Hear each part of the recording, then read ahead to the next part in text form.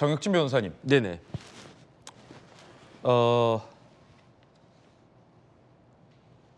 민주당의 안규령 상근부 대변인이 최근 도봉갑에서 전략공천을 했습니다. 그런데 오늘 많은 보도에 따르면 안규령 상근부 대변인의 얼마 전 유튜브 방송에서의 발언이 다시 회자되고 있는데 뭐 웃자고 한 답변이었겠습니다만 이른바 외모 이상형 월드컵에서 이재명 대표와 차은우 중 한 명을 선택하라는 질문에 이재명이다. 김남길 배우와 김남국 중에는 김남국이다. 라고 답변한 것들이 회자가 되고 있어요. 한동훈 비대위원장이 조금 전 이렇게 얘기했습니다. 민주당은 이재명이 차은우보다 잘생겼다는 아첨꾼만 생존하는 당이다.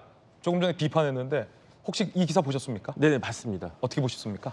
글쎄요, 뭐 결혼 전엔 뭐가 씌인다고 그러잖아요. 저희 집사람도 저하고 결혼하기 전에 제가 차인표보다 더 잘생긴 걸로 착각을 했나? 뭐에 씌여가지고 저한테 시집 온 거 아닌가? 저는 그런 생각이 드는데. 뭐 각자의 매력이 있죠. 그런데 이제 배지라고 하는 게 그렇게 자신의 인생을 걸 만큼 뭐에 씌이는 그런 것들인가? 제가 봤을 때는요. 지금 북한에는 예컨대 북한의 고위직에 있는 여성한테 김정은이 잘생겼냐, 차은우가 잘생겼냐 그러면은 100% 김정은이라고 하지 않겠습니까? 그래도 차은우라고 하지 않을까요? 잘생긴 건 차은우지만 존경하는 건 김정은이다 이렇게 하지 않을까요? 그러면 안규령 그 후보는 더 심한 거 아닌가? 저는 그런 생각이 들어가지고 북한에는 최고 존엄이 있지만 민주당에는 민주 존엄이 있는 것이 아닌가? 그런데 사람이 뭐에 씌인다고 하고 뭐 비늘 같은 게 씌인다라고 그러는데 그 비늘이 뚝 떨어지면 어떻게 되느냐? 이수진 의원 같이 되는 거고요. 그게 계속 남아 있으면 안 후보 같이 되는 것이 아닌가? 저는 그런 생각이 들고 객관적으로 여성분들이 잘 판단하실 거라고 생각이 됩니다. 객관적으로 여성분들이 판단할 것이다. 아니 뭐 일단 뭐 농담이겠죠, 김영주 의원님. 설마 아닌가? 개인 취향이라 아닌가 그것도? 그러니까 이수진 의원이 억울한 이유가 있어요. 왜요? 실제적으로 시스템 공천의 알고리즘에 맞게 그동안 행동해 왔거든. 그러니까 안기령 저런 분들은 친명들은 이 어플리케이션을 거의 북한산 같아요. 고려 시스템. 그 수령에 대해서 어떻게 생각하느냐가 공천의 기준, 당의 기여도가 되는 어플리케이션을 그렇게 짜놨단 말입니다. 그게 맞게 안기령 부대변인은 행동한 거죠. 예. 어떤 질문, 저게 점수 따는 질문, 김병기 의원도 그렇게 점수 따는 질문에 대해서 기여를 한 거예요. 시스템이 돌아가는 걸 아니까. 그리고 그게 맞게 이수진 의원도 시스템에 따라서 행동해 왔어요. 근데 왜 나만 떨어뜨려? 그럼 그 시스템에 버그가 있는 거죠. 그래서 버그가. 그 버그를 잡자고 지금 그 원내대표가 지금 나선 거 아닙니까? 예. 근데 사실은 우리 시스템에 문제가 없다. 그런 얘기를 하는 겁니다. 이것은 당 시스템이라기보다는 알고 보면 말하자면 수령 시스템인 거예요. 이제 그런 부분들을 알고 예컨대 이제 방금 전에 서른 의원은 그 시스템에 대해서 문제 제기를 하고 있지만 전해철 의원은 그 시스템을 방비해 왔어요. 만약 더 이상의 시스템의 장난질을 차지 않는다면 저런 불이익에도 불구하고 저 시스템에 내가 불이익 받을 거 알고 대치하고 있는 의원들이 꽤 있어요. 그런 부분들을 앞으로 더 이제 지켜보시면 이제 그럼에도 불구하고 조사기관의 노략질이 있다면 이 당은 훨씬 더 큰 심한 내용에 들어갈 거라고 보여집니다. 이 대표도 잘생겼죠. 김남길 의원도 잘생겼죠. 그런데 하필 비교 대상이 차은우와 김남길 배우라 회자가 되는 것 같습니다. 문제의 그 발언 들어보시죠. 외모 이상형 이재명 대 문재인. 하나 둘 셋.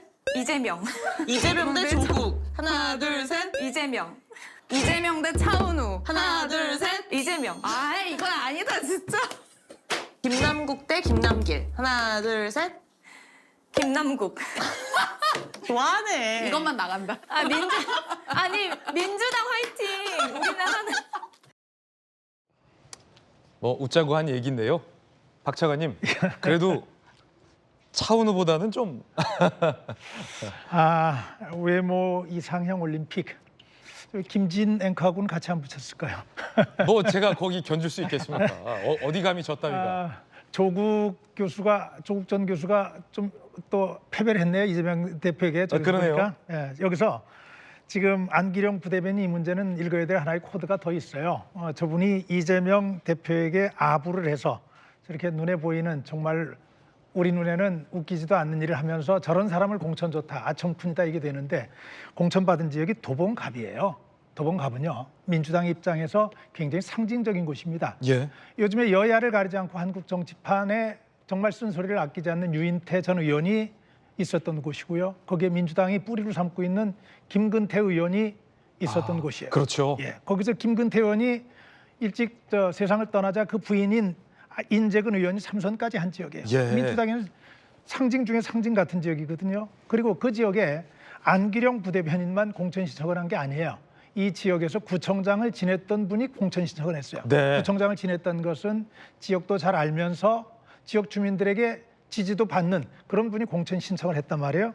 그런데 그분은 탈락시키고 전 동작구청장은 떨어지고 도봉구청장. 도봉구청장. 아무런 인연도 없었던 우리가 지금 보면은 이재명 대표에 대해서 열렬한 사랑을 고백하고 있는 안기령이라고 하는 저런 정치 신인이 공천됐다고 하는 것에 대해서 도대체 도봉 주민들은 이걸 어떻게 받아들일까요? 민주당을 지지했던 사람들은 이 전통적인 민주당의 상징 같은 곳에 저런 우스꽝스러운 공천이 이루어진 것을 어떻게 이해를 할까요?